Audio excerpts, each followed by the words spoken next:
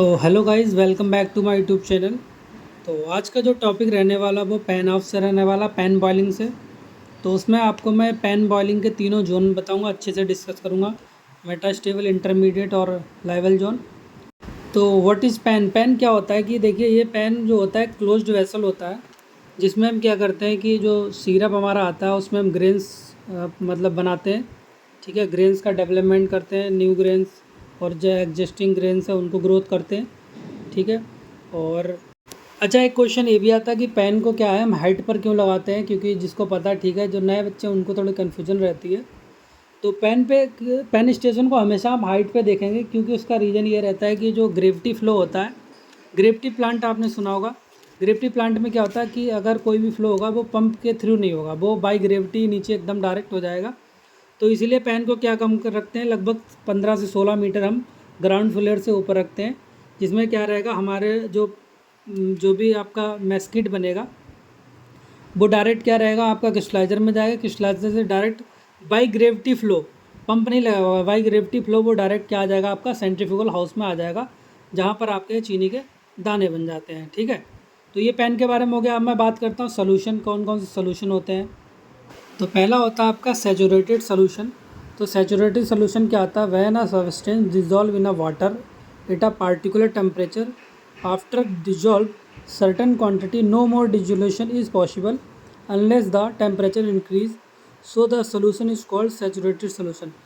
अब इसको हिंदी में समझिए कि किसी भी सोल्यूशन में आप कोई भी चीज़ जब तक घोलते रहेंगे एक फ़िक्स टेम्परेचर पे, थोड़ी देर, थोड़े मतलब क्वांटिटी, किलो 2 किलो 4 किलो, तब तक घुलती रहेगी। इसके बाद में क्या, उसमें वो सोल्यूशन आपका या वो भी सब्सटेंस जो आप घोल रहे हैं वो घोलना बंद हो जाएगा जब तक आप टेम्परेचर नहीं बढ़ाएंगे।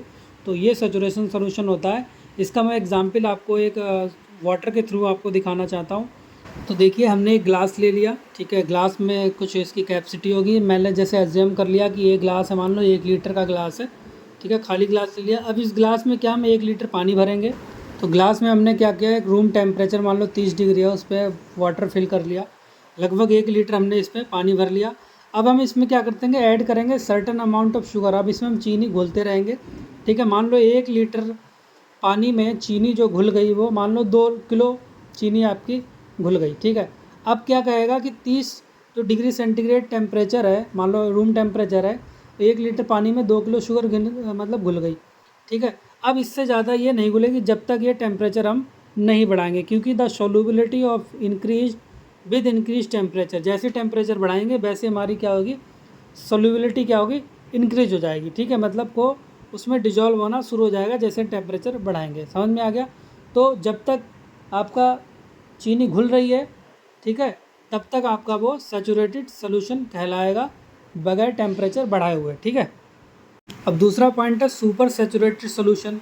तो देखिए, असैचुरेटेड सुक्रोज सोल्यूशन इज कूल्ड और when it's water is evaporated in such a way that no sugar crystal are formed, the solution is said to be super saturated solution। मतलब अगर कोई भी आपका सोल्यूशन है, सुक्रोज सोल्यूशन ले लो, मतलब चीनी का सोल्यूशन ले लो, उसमें हमने पानी मिलाया हुआ है, उस पानी को हम क्या करेंगे, इवेपोरेट तब तक करेंगे जब तक उसमें कोई नए क्रिस्टल ग्रोथ नहीं होते हैं। ठीक है। तो उस सोल्यूशन को हम क्या करते हैं, सुपर सैचुरेटेड सोल्यूशन बोल देते हैं। ठीक है। तो अगर नए क्रिस्टल अपडेट नहीं हो रहे तो वो सैचुरेटेड, सुपर सैचुरेटेड सोल्यूशन हो गया। It content more sucrose than a saturated solution. इसमें ज़्यादा सुक्रोज रहेंगे सैचुरेटेड सोल्यूशन में, क्योंकि क्या रहेगा कि वाटर हमारा सारा का सारा इवेपोरेट हो जाएगा। ठीक है। The degree of super saturated is also known as the coefficient of super saturation. जो सुपर सैचुरेशन की डिग्री होती है उसे हम क्या करते हैं, क्या कहते हैं, कोफिशिएंट ऑफ सुपर सैचुरेशन। ठीक है। इसका मैं आपको फार्मूला दिखा रहा हूँ। ठीक है, फार्मूला क्या है देखिए। तो फार्मूला है एस बराबर sucrose percentage water 8 T degree centigrade in S S, मतलब super saturated solution, divided by the sucrose percentage water 8 T degree centigrade in saturated solution. ये हमारा क्या आ गया, कोफिशिएंट ऑफ सुपर सैचुरेशन। ठीक है। अगला पॉइंट देखिए, in the process of sugar manufacturing we have to deal with impure sugar solution in which the solubility of sugar is higher than in pure sucrose solution, and the coefficient of the super saturation is always higher as the purities of solution become lower. तो जब भी आप क्या करते हैं sugar का मतलब manufacturing करते हैं तो आपको इम्प्योर शुगर सोल्यूशन से आपको क्या करना पड़ता है, डील करना पड़ता है। इस इम्प्योर सोल्यूशन में क्या होती है कि the solubility of sugar is higher, जो शुगर की सोल्युबिलिटी होती है उसमें ज़्यादा रहती है, शुगर ज़्यादा घुलनशील रहता है than in pure sucrose solution, pure sucrose solution की तुलना में, ठीक है। और the coefficient of super saturation क्या होता है, हायर हो जाता है, किसकी, purity of solution become lower, क्योंकि घोल की जो शुद्धता हो जाती है वो कम हो जाती है, उसकी वजह से क्या होता है, कोफिशिएंट ऑफ सुपर सैचुरेशन वो अधिक हो जाता है, ठीक है। तो अब जब हम कोफिशिएंट ऑफ सुपर सैचुरेशन देखेंगे किसके, इम्प्योर सोल्यूशन के रिगार्डिंग देखेंगे, the coefficient of super saturation is the ratio of sugar percentage water at T degree centigrade in impure solution to the sugar percentage water at T degree centigrade at same true purity in saturated solution, ठीक है। Pure और impure के regarding हमने क्या, एक super saturated solution का coefficient देख लिया। तो अब हम बात करते हैं कि जोन ऑफ सैचुरेशन, कौन कौन से जोन होते हैं। तो पहला होता है मेटास्टेबल जोन होता है, ये पैन बॉइलिंग की बात हो रही है। अब the super saturation coefficient is 1 से लेकर 1.2 रहता है। इसमें क्या आता है, जो एग्जिस्टिंग हमारे जो क्रिस्टल हैं वही ग्रोथ होते हैं, नो न्यू क्रिस्टल फॉर्म, इसमें कोई भी नया क्रिस्टल फॉर्म नहीं होता। ये जो जोन होता है बहुत मोस्ट स्टेबल जोन होता है। तो अधिकतर क्या करते हैं, इसी जोन में हम क्या करते हैं, आपकी पैन बॉइलिंग करते हैं, ठीक है।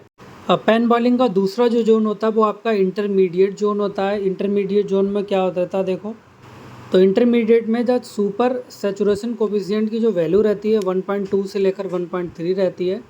इसमें भी क्या रहता है, आपका एग्जिस्टिंग जो क्रिस्टल हैं वही ग्रोथ होते हैं, मतलब जो पहले से क्रिस्टल आपके बने हुए हैं वही आपके ग्रोथ होते हैं।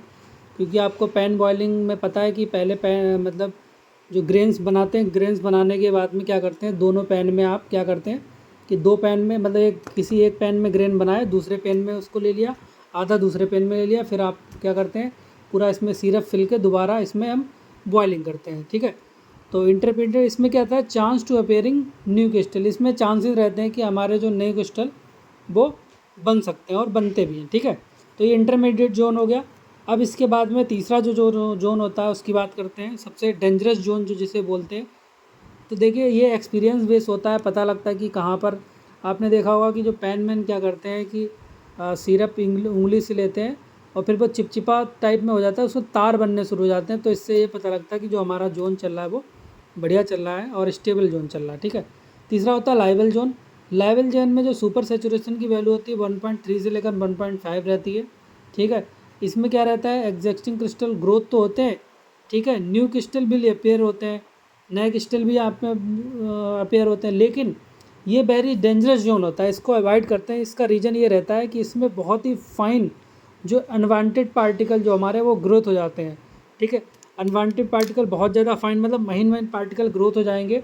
उसको क्या करते हैं कि जब हम मशीन में ले जाते हैं, सेंट्रीफ्यूगल मशीन में ले जाते हैं, तो उनको हमें सेपरेट करने में बहुत दिक्कत आती है। क्योंकि उसको हम जब सेपरेट करते हैं तो जो जाली लगी होती है मशीनों में, वो जाली क्या करते हैं, चोक कर देती है, ठीक है। तो उसकी वजह से क्या रहता है कि लाइवल जोन को हम थोड़ा अवॉइड करते हैं।